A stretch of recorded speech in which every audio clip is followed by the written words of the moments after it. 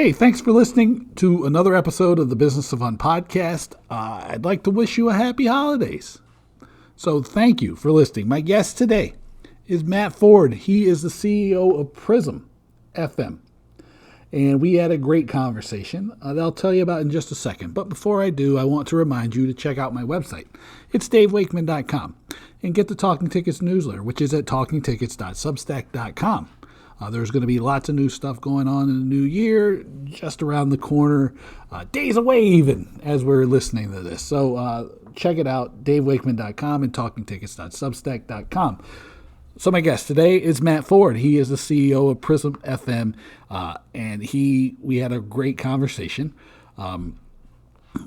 He has a really interesting background because he came through, we talked about how he came to create Prism.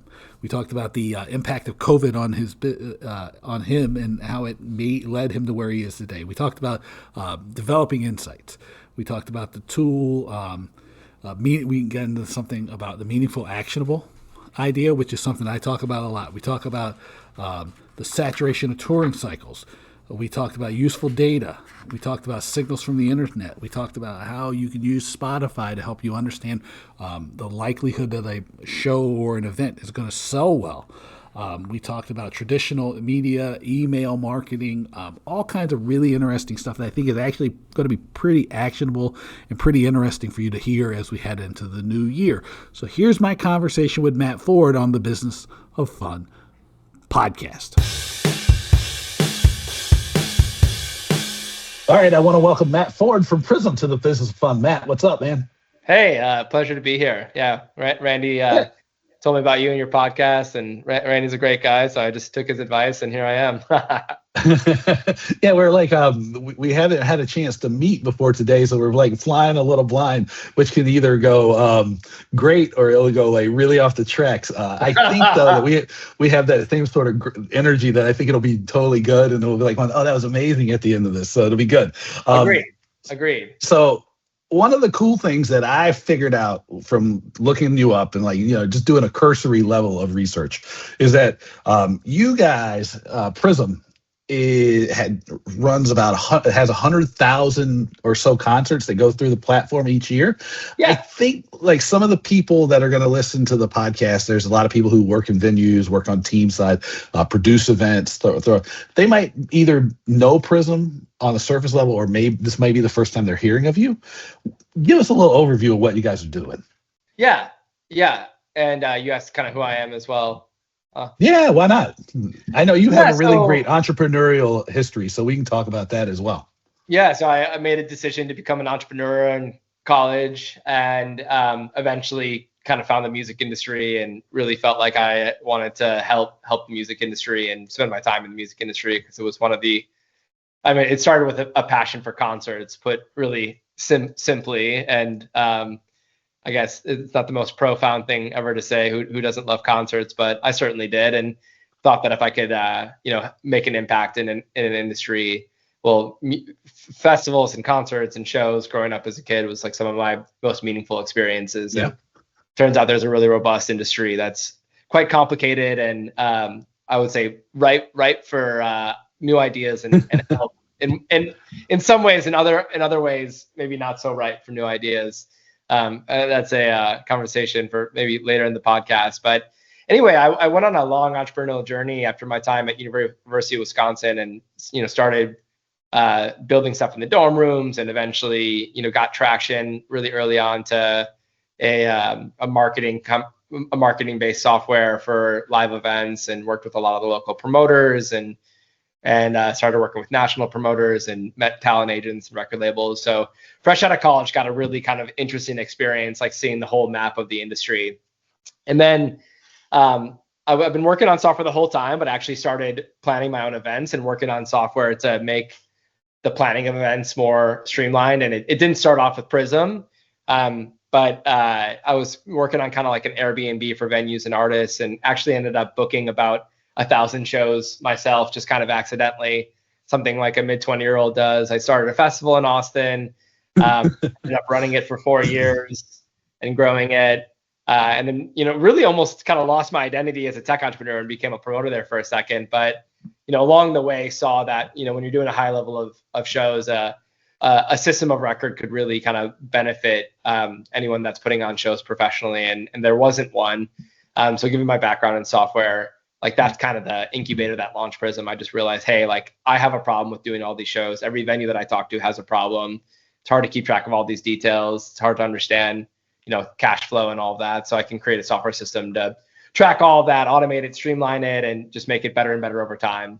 So that was like the initial goal and assumption behind the company. And, we've definitely succeeded in a lot of ways, but still have a lot of ways to go as well. And we launched in 2018. We had about 4 customers. And then we got to 40 by the end of the year, and then 120 heading into the pandemic. The pandemic crashed and almost burned the whole thing down. Somehow we made it. And now on the other side of the pandemic, we have about 450 customers and growing. So yeah, it's been a very interesting journey, a lot of fun, and I'm grateful to be doing it. And outside of just helping people with their booking, we've now gotten into a data platform that I think is very, very interesting and exciting, and our customers really feel like it's something that's fresh and interesting, and could have a major impact on the industry. So I'm happy to talk about that as well. But anyway, that's my story in a nutshell. Yeah, I want to talk about insights in a second, but I think probably the funny thing was you talked about industry just being ripe for new ideas and maybe not so ripe for new ideas. And it's like when you were talking about your experience going through and like booking festivals and creating these things, it is like the foundation of like, why is it so hard to keep track of your money and keep manage your business? And I think that I've had this conversation several times recently with people. It's just like I'm always frustrated, I think is the best way to put it, about why is it so hard to get people to go like, look, there's tools, they're great tools. It will give you the capacity to just run your business a little more effectively, and you can do those things that you really got into the business for. So it's it's something, a frustration I share tremendously. And so like hearing you talk about it, I was like, it just makes me laugh, because I think there's so many people that's their starting point. So yeah, it's funny. A good amount of the software along the way has been like understanding why the industry does things that it does, and knowing when to flow with that and when to bend it, and when to say, hey, it's actually like, why do you do that this way? And instead of building software around this broken process, like, can you just do it this other way?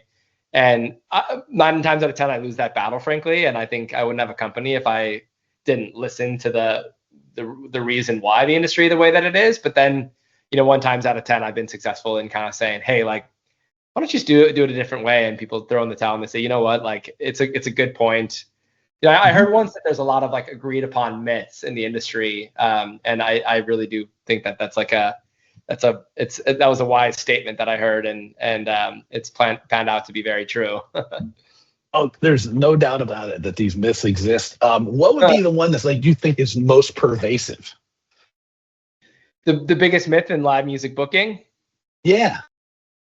I think just the way that the ticketing business works, to be honest. I think I hate to I love ticketing companies. They're partners of ours. But I do think the whole model of ticketing is broken in the industry deeply. And I think the greatest agreed upon myth is that like nothing can be done about the fees. It's a frustratingly challenging problem, but there's millions and millions of dollars lost in the fees and being spread out in a way that just, it could be so much more simple. And that's one thing that I'd like to see simplify over time. And I think, for better or worse, the Trump administration lit a ticking time bomb with this whole all-in ticketing mandate that I think will kind of force some simplicity in the long run. But the industry is a giant battleship, and this myth is not changing overnight. And there's a lot of pain on the way to this shift. Yeah. Well, I guess the interesting thing too about you talk about this mandate for all-in ticket pricing, and I think it goes back to the way things have new ideas versus not wanting the new ideas, is that these things have worked this way for so long because they work for someone. Yeah. Not, Yeah. and that's what I always try to impress upon people. I go, if it doesn't, if it's working this way because it works for someone, that Yes. someone, like, if you're having this conversation with me, it's probably not you. And then, like, people just sort of, they just throw up their arms about it. Yeah, I mean, with many things in business, when you get to a macro scale, the money bag gets kind of thrown onto the consumer at the end of the day, and the industry just kind of said, like it's economically challenging to put on a concert, to be an artist, to tour.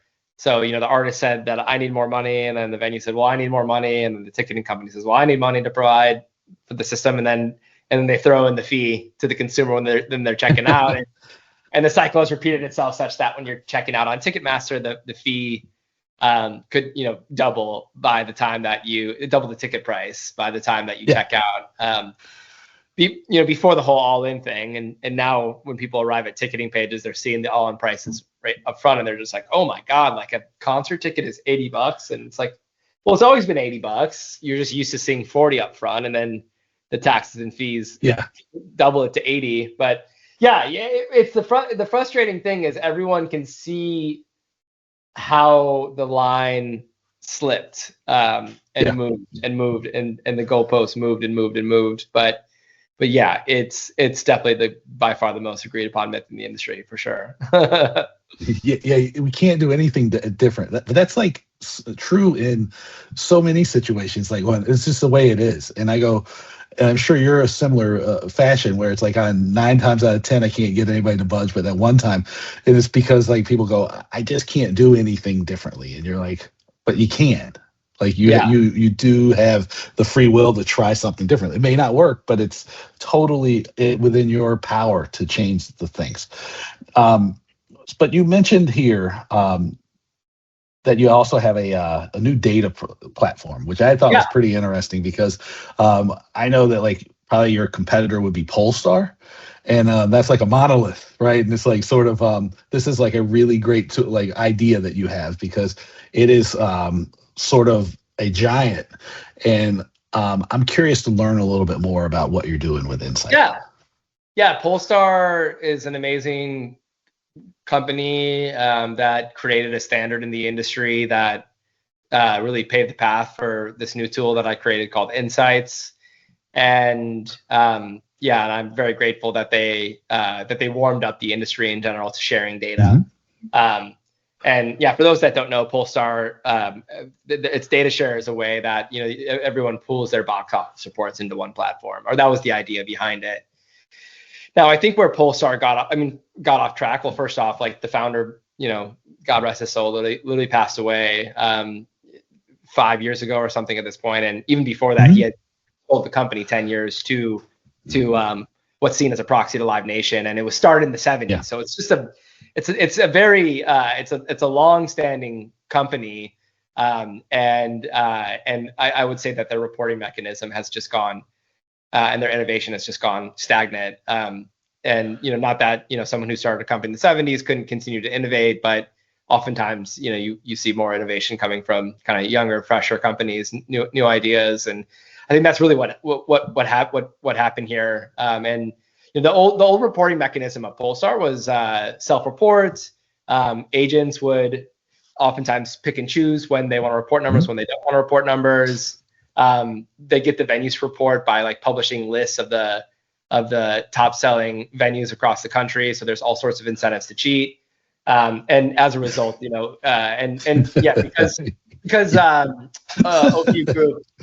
OP Group owns it, there's just a general lack of trust in the tool. You put all those things together, and a lot of the independent promoters around the country are just no longer relying on that data. So what were they doing is they were creating Slack channels and text messaging each other, and oftentimes guessing when it came to, deciding, hey, this agent wants a $30,000 guarantee for this artist. They say they sold out the last 3 times they came to the market. Let's just take their Spotify numbers look good. I mean, there's amazingly like a low information decisions because Polestar kind of went away. So what we did is, because we had so many shows going through Prism, is we asked our customers, hey, would you participate in an opt-in data share? And that was the engine that got Insights rolling. So we're sharing the same kind of information that Polestar is sharing, but it's just generated automatically from settlement reports and ticketing integrations. So that means that the data is real time and accurate and not, it's not really corruptible in a sense, because there's agents aren't gating it, and no one is making their way onto any list. We don't publish like the top grossing venues or anything like that. And a lot of that is intentional to make sure that we're just a data importer. We're just grabbing data. We're not a publication that's like also, trying to provide this industry-wide data share. So it's been a cool tool. It's just over a year into launching. We've got about $1 billion in ticket sales that's tracked through it. It's growing all the time. We should probably hit 2 billion next year. More and more partners are joining. More and more ticketing companies are opening up integrations to dump more and more data into the data share. So yeah, it's very exciting. Yeah. What I find interesting about, you talked about insights, and then you talked about what you're doing with Prism, and you talked about this whole journey is kind of and I think where some of these we can't do anything differently comes back to is you hit on it, because as an entrepreneur is like, I need competition. Yeah. Right. Because and so without competition, there's no innovation. There's no incentive to drive down, keep prices lower. Let's raise the prices, because there's no alternatives. And it's interesting because, like you said about Polestar, it started out as great. I mean, it's still a really helpful and useful tool, but the competition that you provide is going to at some point make them operate more effectively and be a little more innovative. So there's they're competing tools, because again, these decisions are made, is one of the amazing things is that they're made kind of haphazardly. And they're just sort of thrown out there, oh yeah, this band's Spotify numbers are amazing, and you go, but what does that really mean? And it's really weird that that's the way it still goes down. Yeah, one thing that we're starting to do is we're showing local Spotify listens alongside box office reports. So I think, if you're booking an artist and they have 1,000 listeners in your city, there's no way you could accurately say, does that mean 50 ticket sales or 200 ticket sales? And the answer is probably yes with some artists. The answer is no with other artists. Like some of the best selling artists don't have good Spotify followings because they're jam bands or whatever, and they just melt people's faces off at live concerts, but doesn't really translate well to record music, or other people randomly blew up on a Spotify playlist and it looks like they have all these listeners, but they released one song and they're very early in their career and they've never played a live show. So there's all sorts of anomalies with Spotify listener data. But when you can look at a track record of the gross box office reports next to local listens, it starts to become really interesting. And we're just scratching the surface of, I think, the level of data analysis the industry needs to be able to say hey, when this band comes to town, here's a reasonable range of ticket sales that you could sell. No one should lose money. No one should lose their ass. The band should get a healthy deal, not at the cost of the venue. And let's all align and agree that we want to have a healthy, the consumer should pay a fair price. It's possible. It's all back to the agreed upon myth, it's totally, you can totally make money. It's still possible. But I am curious, because you talked about the Spotify numbers and the local listeners and the way you plan out how to book the shows.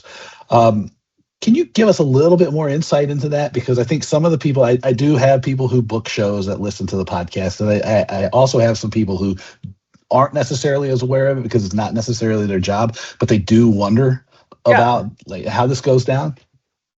Yeah, well, okay. So Prism as a company, we have two main products. We have the core booking system, and then we have Insights, which is the data tool.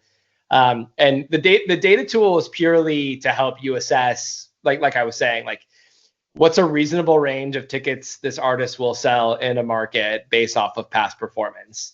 And the main booking tool is a system of everything that you would need, from making the initial offer to the artist, to tracking all the details of the events, to settling as well, and then doing financial reporting on that settlement. So anyway, we kind of we offer tools from start to finish. We integrate with ticketing systems. We bring ticketing data into Prism. We don't sell tickets ourselves. It's a very kind of what I was mentioning. It's a very challenging industry. Yeah. But anyway, that's it in a nutshell. And then you also mentioned about how like we're trying to get to the point where we can give you more data that will be helpful for people. And I think I'm curious about what kind of those next steps look like, just because people are always screaming out for data, and sometimes I wonder whether or not like some of that's just like a crutch to keep, I have all this data and the data said yes, but I'm always curious to hear from people what actionable data looks like, what's meaningful and actionable. Well, I think the most actionable data when it comes to booking talent is past performance. So how many times has the artist played in the market? Have they played in markets similar to yours? Long story short, like that's the most actionable data. I actually think that just having a data source is like much more important than anything like kind of AI data analysis that you can do. I do think that there's an important layer. Like if you have the data source and you have an abundance of box office reports, you can start to use data analysis, especially with the modern kind of LLM tools that we have around to date, to like do some interesting predictions. But like no ChatGPT cannot tell you how much an artist is going to draw in a city if it doesn't have the data to like make that decision. And social media data is not actionable at all when it comes to live concerts. So again, like by far the builder stone of actionable data is past performance history. Like I'm not aware of anything else that's a better indicator of future performances, and I don't think there is a better indicator out there right now. Yeah. Now, is there one of the things I'd be curious about is there a danger of saturation? Like, when does the danger of saturation? Not is there a potential to saturate something, but is there how much is that an issue? There's bands that go back to the same market every year. Or, yeah, I mean, there's bands with a lot of track record history in a market. Bands typically go on touring cycles based off of a album release, and that gives fans a good reason to like go back to a show. But I think if you're active and creating new music, you can visit a market every 1 to 2 years, and especially growing markets like Austin, Texas, and have a good concert. And you got to think people every time their favorite band comes to town, they can't always go, so they're always waiting for the next opportunity to go. It just really depends on if a band is hot or not. They can play a market as much as they want. And then you even hear these stories too of some of these internet sensations starting off playing a club at the venue in the beginning of the year, and then all of a sudden they're headlining the major festival in the market by the end of the year, which is starting to be not such a rare story anymore, with how fast the world moves thanks to algorithms and AI and social media. But yeah, I think saturation is just an equation of how relevant and hot you are as an artist, and how hot the market is. And there's if those things are all heading in the right direction, it's not an issue. So as long as you're not playing every week, Yeah. Oh yeah. And even then, it's like if you're a young band and you're playing in a big enough city, you can definitely play every week. I mean, one of the first bands that I booked, we had they played 20 shows in a month in Austin, and sometimes multiple shows a night, and people just could not get enough of them, and folks were just coming out of the woodworks to see them play, and that was a cool experience. So yeah, I think it's really it really just depends on how hot the band is. Yeah. And correct me if I'm wrong, but you also were talking about and I think that I find it interesting because, again, I've had a lot of conversations about the LLMs and the AI. You were telling me that I think you said that if they don't have the data, they're useless, right? But how much value do you think there really will be in them? Because I'm often and this is my overall philosophy with data, is that I feel you have to be slightly careful because all of the conditions. How useful will LLMs be? If you combine LLMs with really good booking data, is that your question? Yeah, sure. What? Yeah, I that think sounds it's about right. I think really valuable. I don't think you're ever. I don't foresee a crystal ball ever emerging, but like I think the best thing Prism can offer over time is when we have more and more and more data or insights. When we have more and more data and insights, an LLM can kind of just help you understand your goals. Like, let's say you're trying to sell 1,000 tickets for an artist. I think if an LLM has access to an abundance of shows recently in your market, in markets that are similar to you, they can also reference, they can also look online and see reviews on new album releases, kind of spikes in comments, and they can get a lot of indicators just to kind of understand momentum, and they can say, hey, like, in one situation, okay, you're trying to sell 1,000 tickets for this band based off of past data combined with signals from the internet. We think that they'll a fair bet we think would be 300 tickets. So now you have to decide why it's going to sell 1,000 versus 300 because the data can't point to it. I think that's something that, or alternatively, the AI can say, hey, like it hasn't sold 1,000 yet, but like the signs are really good on the internet. Like the hype is as high as we've ever seen for this genre. We reference other artists that are this genre is generally doing well. Like this is a hot booking. Like go, we like the data says that it would be wise to like lean in, and then we want to be careful too because we don't want we don't want to be liable for the predictions. And I think not that I don't take the predictions responsibly, but like I think no one on the planet can say, okay, if a band has sold out 8 times in a row, everything's going well. For whatever reason, the 9th time they just don't sell out at a smaller venue. Like it's inherently chaotic, and I don't think AI is ever going to fix the chaos of perfect demand, if you will. And I think tools to get the word out too matter deeply, and that problem hasn't been solved. Like there's not a perfect foghorn, if you will, of concert announces. Like I'm in the industry, and all the time I miss performances I would love to see. Yeah, it's kind of like, man, how do you? And that's a tough problem to solve because I'm like unsubscribing from newsletters and stuff, and I don't want to watch TV with ads and that type of thing, and I don't want to be bombarded with ads. But then it's like, well, how else are you going to find out your favorite bands? And Bands in Town is a great app, but then, and I'm friends with the founders, but there's reasons why I stopped subscribing to Bands in Town because bands can pay to like publicize, and I'm getting too many notifications from them, so I got to go back into Bands in Town and tweak it. And anyway, and I'm friends with the people who are at Hive who are doing some really cool event marketing stuff. But yeah, but in the future with really good event marketing, really good data, really good AI.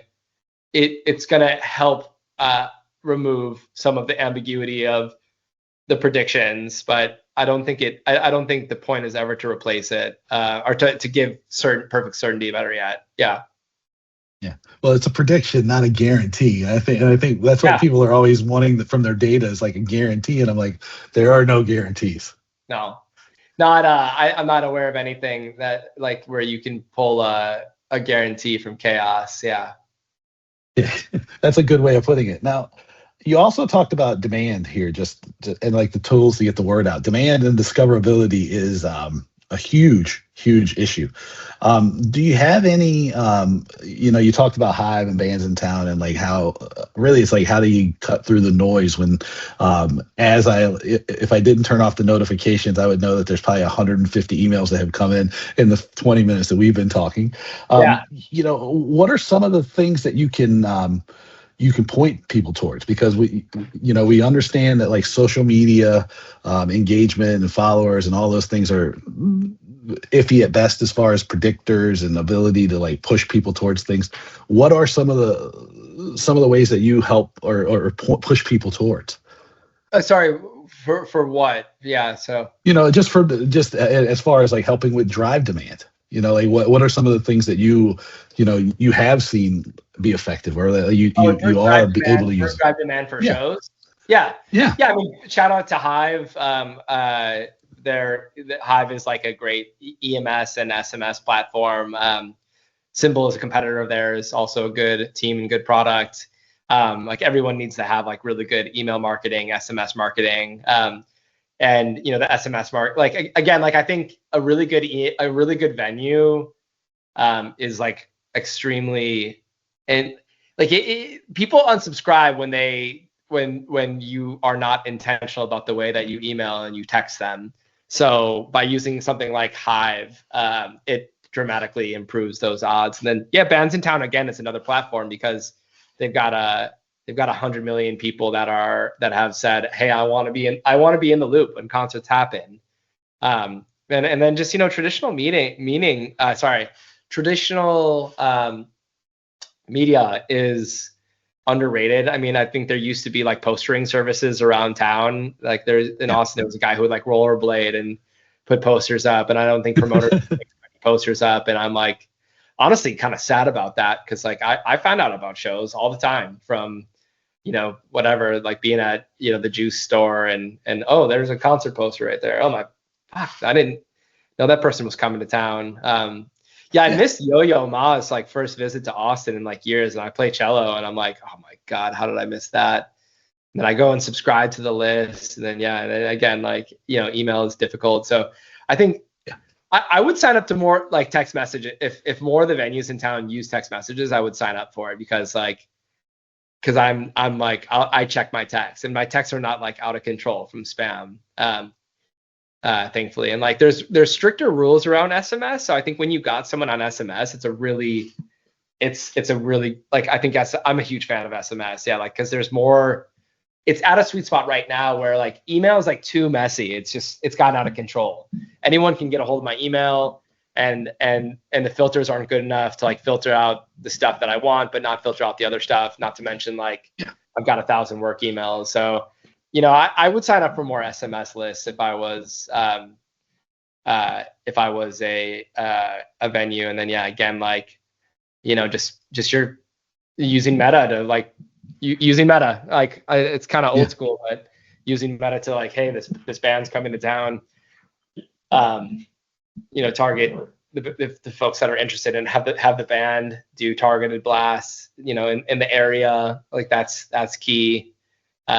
I don't see a lot of that anymore, though, honestly. But yeah, it's not the thing that I think about most, to be honest, like the marketing side of things. But yeah, I'm starting to have more and more conversations with the marketing side of things because it does all tie together. Yeah, and I was just curious about it because you brought up the demand, and then you also have all this data. Excuse me. So I guess like the final thing I would like to hit on is like, you know, we're heading the end of we're in December of 2025. What does 2026 look like? Because I've already seen a lot of shows go out. We're already hearing about things getting booked out. You know, what are some of your predictions and some of the things that you want to see happen in the new year? Besides this all-in ticket pricing. In the industry as a whole? Well, just from your point of view in the business, you know, like what are some of the trends that you're seeing or you think are going to take hold? You know, any predictions? I like the prediction idea. What do I want to see versus what do I think I will see? You know, I think I want to see the industry. I want to see the long tail of the industry have a better year than it did this year. I want to see people buy more drinks at venues.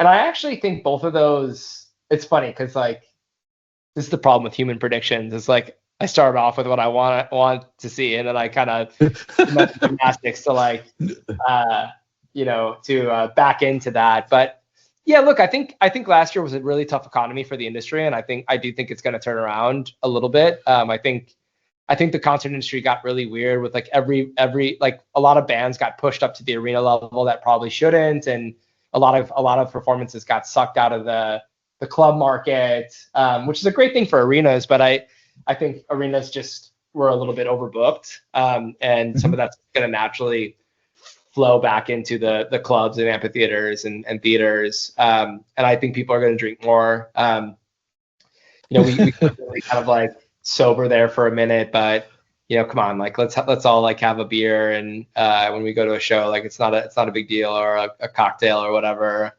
So yeah, I foresee more resilience and a better economy for the clubs and like the economics to balance itself out a little bit. What happens with all-in ticketing?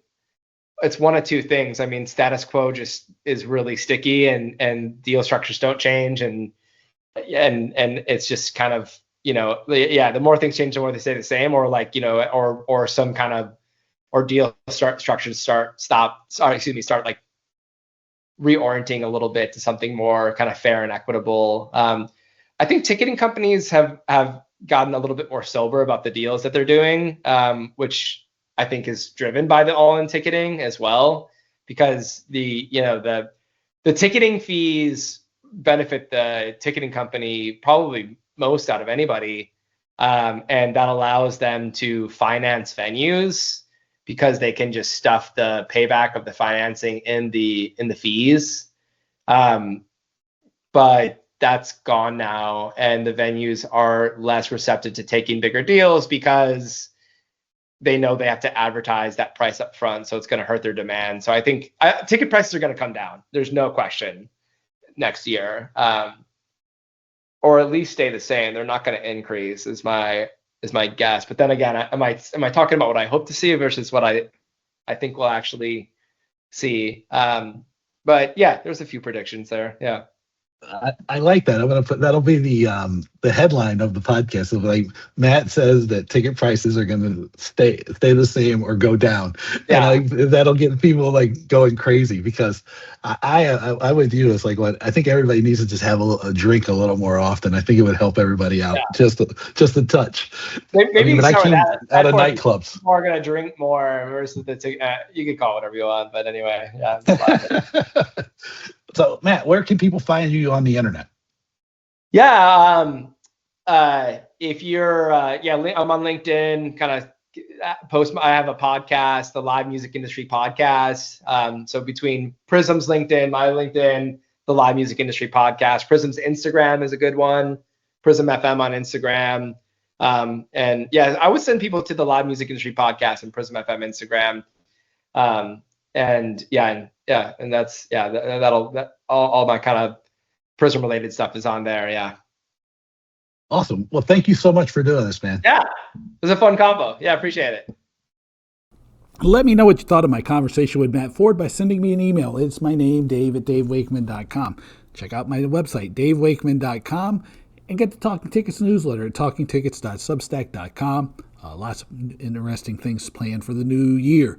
There's also a Slack channel for Talking Tickets that I will put the link in the show notes, because no way in the world I'm going to be able to remember what that long URL is. As always, we're 39 minutes into this episode, but we sometimes go a lot longer even. If you find the podcast helpful, useful, you like it, do me a favor, rate and review it.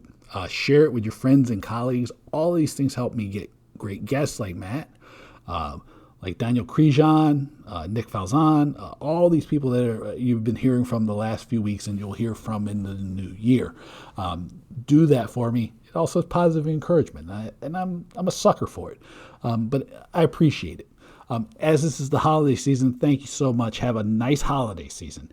And as always, I can't thank you enough for being here and listening. And until the new year, I'll talk to you soon. Take it easy.